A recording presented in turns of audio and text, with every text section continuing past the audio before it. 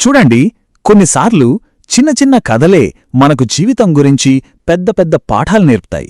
అసలు మనిషి స్వభావంలో ఉండే ఓ లోతైన నిజాన్ని సింపుల్ కథలు ఎంత అందంగా చెప్తాయో కదా. ఈ ప్రశ్న మనలో చాలా మందిని అప్పుడప్పుడు తొలుస్తూనే ఉంటుంది కదా.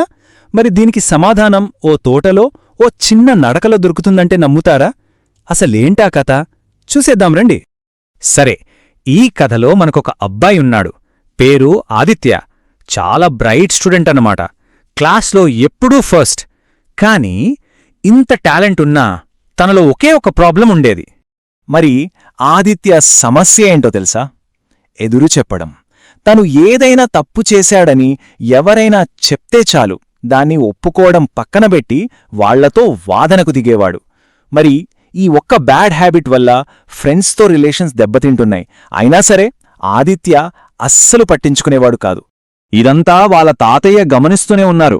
ఆయనేమో అబ్బాయిని శిక్షించడం కరెక్ట్ కాదు, తన తప్పు తనకే తెలిసేలా ఏదైనా చెయ్యాలి అనుకున్నారు. దానికోసం ఒక సింపుల్ కాని చాలా తెలివైన ప్లాన్ వేశారు. ఒకరోజు ఏమైందంటే, తాతయ్య ఆదిత్యను తోటలోకి తీసుకెళ్లి 3 పనులు చేయమన్నారు. ఫస్ట్, నేలమీద అప్పుడే మొలుస్తున్న ఒక చిన్న గడ్డిపరకం చూపించి దాన్ని పీకు అన్నారు. ఆదిత్య కదెంత పని, చిటికలో తన వేళ్లతో ఈజీగా తీసేశాడు. తర్వాత కొంచెం పెద్దగా ఉన్న ఒక మొక్కను చూపించారు. సరే, ఇప్పుడు దీని పీకడానికి ట్రై చెయ్యి అన్నారు. దీనికి ఆదిత్య కొంచెం బలం పెట్టాల్సొచ్చింది.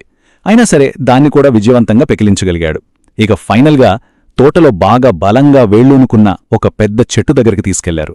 దీన్ని కదల్చు చూద్దాం అన్నారు.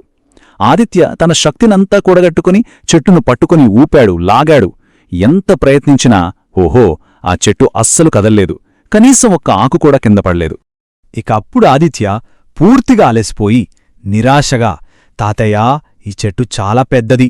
దీని వేళ్లు భూమిలోకి చాలా లోతుగా బలంగా వెళ్ళిపోయాయి. దీన్ని పీకడం నా వల్ల కాదు అని చెప్పేశాడు.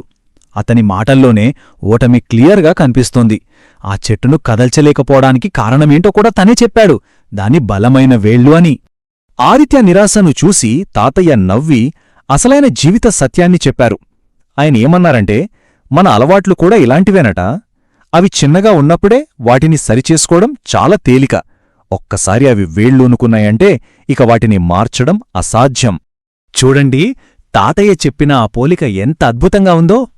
తోటలోని ఆ చిన్న గడ్డిపరక మనసులో మొలకెత్తే ఓ కొత్త అలవాటులాంటిదనమాట. అంటే మన బ్రెయిన్లో అప్పుడే పడుతున్న ఓ పచ్చిదారి. మరి ఆ చిన్న మొక్కో, అది కాస్త పాతబడిన అలవాటు. అంటే మనం తరచుగా నడవడం వల్ల కాస్త గట్టిపడిన మట్టిదారిలాంటిది. ఇక ఆ పెద్ద చెట్టు, అదైతే మన క్యారెక్టర్లోనే భాగమైపోయిన అలవాటు. అదొక సిమెంట్ రోడ్డు. దాన్ని పెకిలించడం దాదాపు ఇంపాసిబుల్. తాతయ్య మాటలు వినగానే ఆదిత్యకు ఒక్కసారిగా విషయం అర్థమైంది.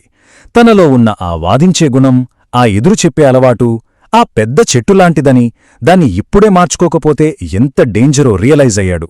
వెంటనే తాతయ్య దగ్గర తన తప్పు ఒప్పుకుని తన పద్ధతి మార్చుకుంటానని మాటిచ్చాడు.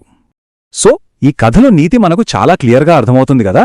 చెడ్డ అలవాట్లను అవి గడ్డిపరకల్లా ఉన్నప్పుడే పీకిపారేయాలి. లేదంటే అవి పెద్ద పెద్ద చెట్లైపోయి మన క్యారెక్టర్లోనే ఒక భాగమైపోతాయి. ఈ కథ విన్నాక ఒక్కసారి మన గురించి మనం ఆలోచించుకుందాం. మన జీవితంలో కూడా ఇలాంటి మొలకెత్తే అలవాట్లేమైనా ఉన్నాయేమో?